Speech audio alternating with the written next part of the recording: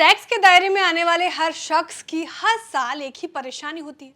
परेशानी कैसी? तो परेशानी इस बात की कि यार इस साल टैक्स बचाने के लिए पैसा कहाँ लगाया जाए। बीमा, होम लोन जैसे साधनों के अलावा एक और ठिकाना भी है जहां लोग टैक्स बचाने के लिए इन्वेस्ट करते हैं, और ये है एक ऐसा इन्वेस्टमेंट जहां बढ़िया रिटर्न भी इन्वेस्टर्स को मिल जाता है। ये है इक्विटी लिंक्ड सेविंग स्कीम यानी ELSS। ELSS म्यूचुअल फंड्स की ही एक कैटेगरी है जहां पर आपका टैक्स तो बचता ही है, आपको बढ़िया रिटर्न भी मिलता है। तो फायदे के फंड के इस एपिसोड में हम आपको एक ELSS फंड की पूरी जानकारी देंगे। हेलो एंड वेलकम, आप देख रहे हैं बिस्तक और मैं हूं श्रेया ठाकुर। ये फंड है देश की सबसे बड़ी बीमा कंपनी LIC के LIC म्यूचुअल फंड का। ये एक open ended equity linked saving scheme है जिसमें 3 साल का लॉक इन रहता है। इसका मतलब यह है कि आप 3 साल से पहले इसमें से पैसा नहीं निकाल सकते। 3 साल तक पैसा आपको इसमें लगाना ही होगा, उससे पहले आप निकाल नहीं सकते। ये शर्त सभी ELSS स्कीमों पर लागू होती है। खैर, तो हम बात कर रहे हैं LIC के म्यूचुअल फंड ELSS की, और इस फंड का इन्वेस्टमेंट ऑब्जेक्टिव है कैपिटल ग्रोथ और टैक्स में फायदा दिलाना। कैपिटल ग्रोथ और टैक्स में फायदा, तो टैक्स में ये छूट इनकम टैक्स एक्ट 1961 के सेक्शन 80C के तहत मिलती है। फंड मैनेजर की बात करें तो दीक्षित मित्तल इस फंड को मैनेज करते हैं, जिनका एक्सपीरियंस 15 साल से ज़्यादा का है। इसके को फाउंडर मैनेजर करण दोषी हैं। ये फंड 31 मार्च 1997 को शुरू हुआ था, यानी ये काफ़ी पुराना फंड है। 30 सितंबर 2023 तक इस फंड का AUM 953 करोड़ रुपए से ज़्यादा का है। इसमें आप मिनिमम 5,000 रुपए के एक मुश्त इन्वेस्टमेंट कर सकते हैं। इसमें आप SIP के जरिए भी इन्वेस्टमेंट कर सकते हैं। बेंचमार्क की बात करें तो इसका first tier benchmark Nifty 500 TRI है, एडिशनल बेंचमार्क निफ्टी 50 TRI है। अब देखते हैं कि इस फंड ने किन सेक्टरों और कंपनियों में कितना पैसा लगा रखा है। तो सेक्टर के तौर पर देखें तो बैंकों में इसका सबसे ज्यादा इन्वेस्टमेंट है। बैंक्स में इसके NAV का 24% से ज्यादा हिस्सा लगा है। इस लिहाज से दूसरे नंबर पर है IT सॉफ्टवेयर, जहां इसका लगभग 10% स्टेक है। कंज्यूमर ड्यूरेबल्स में करीब 8.5% हिस्सा है। फिनेंस में 6% से ज़्यादा, और इंडस्ट्रियल प्रोडक्ट्स में करीब 6% इसमें लगा रखा है। इलेक्ट्रिकल इक्विपमेंट में 3% और डाइवर्सिफाइड FMCG में करीब 3.5% हिस्सा इसने लगाया है।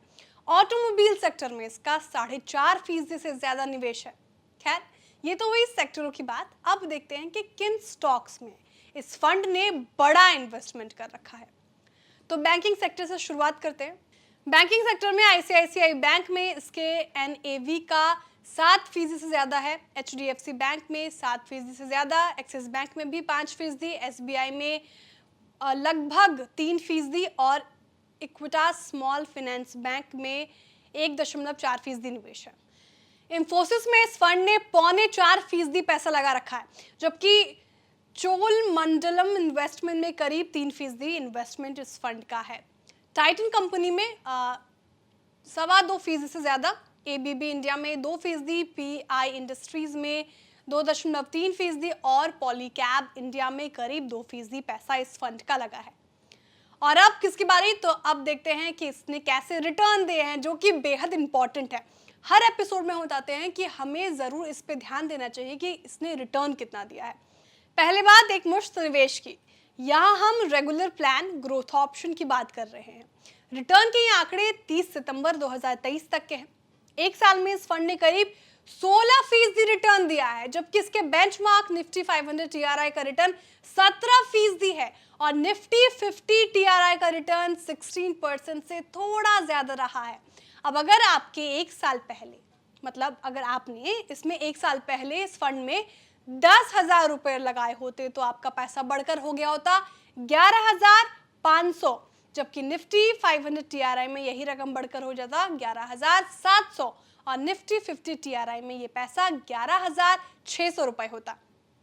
3 साल में अब देखें तो 3 साल में इस फंड ने 20% से ज़्यादा का CAGR रिटर्न दिया है, जबकि निफ्टी 500 TRI का रिटर्न इस दौरान 24% से ज़्यादा और निफ्टी 50 TRI का रिटर्न करीब 22% रहा है। 3 साल पहले इस फंड में लगाई आपकी 10,000 रुपये की रकम हो जाती 17,500 रुपये। निफ्टी 500 TRI में यही पैसा 19,100 रुपये होता और निफ्टी 50 में 18,100 रुपये होता।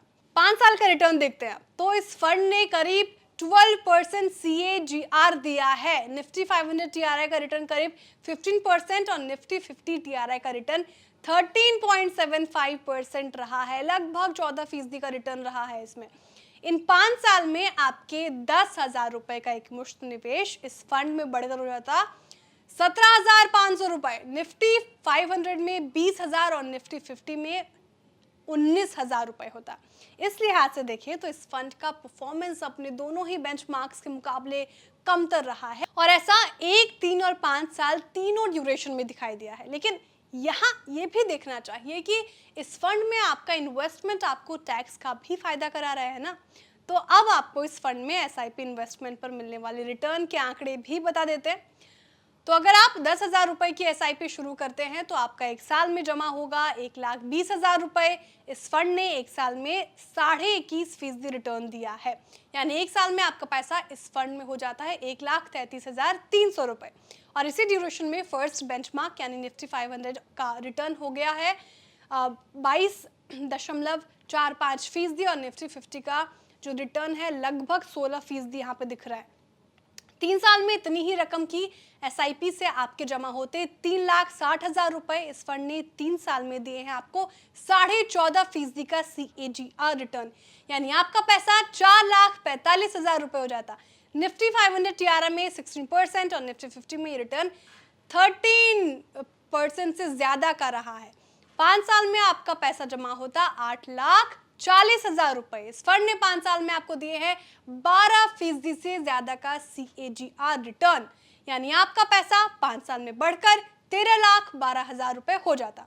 इसके बेंचमार्क के रिटर्न इसी दौरान हो गए 15% से ज़्यादा और 14% से भी ज़्यादा रहा है, यानी 15.52% और 14.6% रहा है। SIP के इन्वेस्टमेंट पर भी इस फंड के रिटर्न के आंकड़े अपने बेंचमार्क से कमज़ोर रहे हैं। और चलते चलते आपको ELSS कैटेगरी के टॉप फंड्स के बारे में जानकारी दे देते हैं और ये बहुत बेहद ज़रूरी है आपके लिए। तो एक मुश्त इन्वेस्टमेंट के साथ 5 साल के सालाना रिटर्न के आधार पर हम आपको इन फंड्स की लिस्ट दे रहे हैं। तो इस लिस्ट में सबसे ऊपर है क्वांट टैक्स प्लान, जिसने 5 साल में 28% से ज़्यादा का रिटर्न दिया है। इस फंड का AUM करीब 5,000 करोड़ रुपए है। दूसरे नंबर पर क्या है? तो दूसरे नंबर पर है bank of India tax advantage fund, जिसने 22% से ज़्यादा का रिटर्न दिया है और इसका फंड साइज है 1860 करोड़ रुपए। तीसरे नंबर पर है बंधन ELS टैक्स सेवर फंड। इस फंड ने 19% से ज़्यादा का रिटर्न दिया है और इसका फंड साइज है 5,000 करोड़ रुपए। इस लिस्ट में चौथे नंबर पर Mirae asset tax saver fund है, जिसने 5 साल की ड्यूरेशन में 18% से ज़्यादा का रिटर्न दिया है और इसका फंड साइज है 17,500 करोड़ रुपए। 5वें नंबर पर कैनरा रोबेको ELSS रहा है, जिसने 18% से ज़्यादा का रिटर्न दिया है और इसका फंड साइज है 6,000 करोड़ रुपए। तो ये थे ELSS कैटेगरी के टॉप 5 फंड्स और इस लिस्ट में भी LIC का टैक्स सेवर फंड शामिल नहीं है। हालांकि LIC पर भरोसे के चलते बड़ी तादाद में इन्वेस्टर्स इस फंड का चुनाव करते हैं और इसको रखते हैं साथ। इसने भी लगातार अच्छे रिटर्न इन्वेस्टर्स को दिए हैं। तो आप बताइए कि क्या आप भी ELSS फंड्स में पैसा लगाते हैं? और अगर आपका जवाब हाँ है तो हमें बताइए कि किन किन फंड्स में आपने पैसा लगाया है और हमें ये भी बताइए कि म्यूचुअल फंड्स को लेकर आपके क्या सवाल हैं या उलझने हैं। हम अपने एक्सपर्ट्स के साथ इन सवालों का जवाब देने की पूरी कोशिश करेंगे और तब तक के लिए देखते रहिए आप बिस्तक। बिस्तक आपके लिए लाया है प्रीमियम मेंबरशिप प्रोग्राम, जहां आपको मिलेंगे कई सारे फायदे, जिनमें मार्केट न्यूज़लेटर, लाइव चैट पर आपके सवालों के सबसे पहले जवाब, मार्केट आउटलुक, वीकेंड पर मार्केट स्कैन, एंकर्स के साथ चैट और भी बहुत कुछ। इस प्रीमियम सब्सक्रिप्शन में 3 तरह के प्लान्स हैं, सिल्वर, गोल्ड और प्लैटिनम, जिनकी शुरुआत मात्र 159 रुपए महीने से होती है। इससे जुड़ना भी बेहद आसान है। बिस्तक के YouTube चैनल पर जाएं, ज्वाइन बटन पर क्लिक करें और अपना प्लान सिलेक्ट करें। बस बन गए आप हमारे प्रीमियम मेंबर।